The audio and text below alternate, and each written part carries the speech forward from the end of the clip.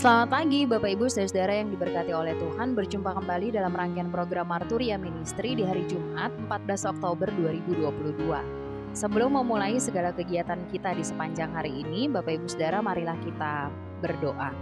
Terima kasih Tuhan Yesus untuk kebaikan-Mu yang selalu baru setiap pagi sampai dengan saat ini.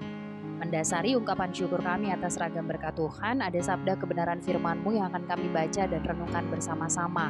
Tolonglah kami dengan hikmat Tuhan supaya kami dapat memahami dan melakukan firman Tuhan di sepanjang hari ini. Dalam nama Tuhan Yesus kami berdoa. Amin. Bacaan firman Tuhan pada pagi hari ini terdapat dalam kitab 1 Samuel pasal 23 ayat 14 sampai dengan 24. Firman Tuhan berkata, "Maka Daud tinggal di padang gurun di tempat-tempat perlindungan. Ia tinggal di pegunungan di padang gunung Zif. Dan selama waktu itu Saul mencari dia, tetapi Allah tidak menyerahkan dia ke dalam tangannya. Daud takut karena Saul telah keluar dengan maksud mencabut nyawanya. Ketika Daud ada di padang gurun Zif di Koresa, maka bersiaplah Yonatan anak Saul lalu pergi kepada Daud di Koresa. Ia menguatkan kepercayaan Daud kepada Allah dan berkata kepadanya, 'Janganlah takut, sebab tangan ayahku Saul tidak akan menangkap engkau. Engkau akan menjadi raja atas Israel dan aku akan menjadi orang kedua di bawahmu.' Juga ayahku Saul telah mengetahui yang demikian itu. Kemudian kedua orang itu mengikat perjanjian di hadapan Tuhan, dan Daud tinggal di Koresa, tetapi Yonatan pulang ke rumahnya. Tetapi beberapa orang Zif pergi menghadap Saul di Gibea dan berkata, 'Daud menyembunyikan diri dekat kami di kubu-kubu gunung dekat Koresa, di bukit Hakila, di sebelah selatan padang belantara. Oleh sebab itu, jika tuanku raja berkenan datang, silahkan datang. Tanggungan kamilah untuk menyerahkan dia ke dalam tangan raja.' Berkatalah Saul, 'Diberkatilah kiranya kamu oleh Tuhan, karena kamu menunjukkan sayangmu kepadaku. Baiklah pergi, carilah kepastian lagi.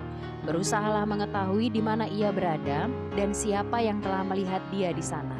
Sebab telah dikatakan orang kepadaku bahwa ia sangat cerdik.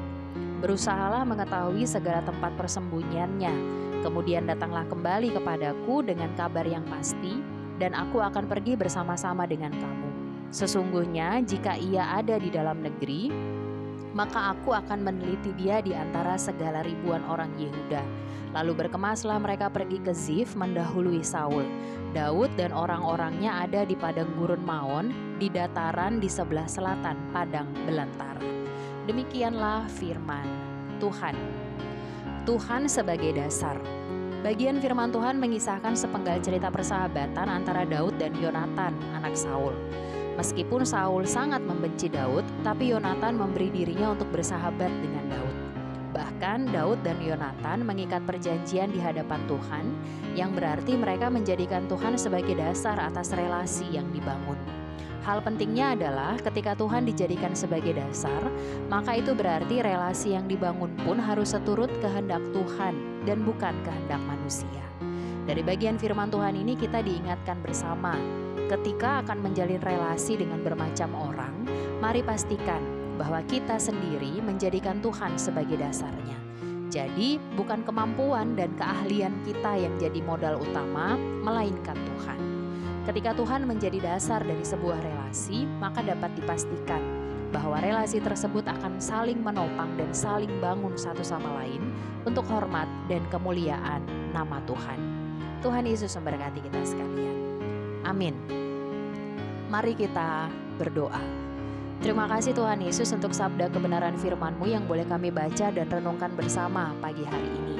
Terima kasih karena Tuhan kembali mengingatkan kami supaya dalam setiap relasi yang kami bangun dengan orang-orang yang ada di sekitar kami boleh tetap menjadikan Tuhan sebagai dasar yang paling utama. Sehingga dari relasi tersebut kami boleh jadi saluran berkat Tuhan untuk menyalurkan damai sejahtera-Mu bagi sebanyak mungkin orang. Kami siap melangkah di hari baru yang Tuhan anugerahkan. Kiranya kebaikan, sukacita, hikmat, dan pertolongan Tuhan pun mengiring langkah kami di sepanjang hari ini. Dalam nama Tuhan Yesus kami berdoa dan mengucap syukur. Amin. Selamat berkarya Bapak Ibu Saudara yang diberkati oleh Tuhan. Mari tetap menjaga kesehatan kita masing-masing dan jangan pernah lupa untuk senantiasa mengucap syukur kepada Tuhan. Tuhan Yesus memberkati kita sekalian.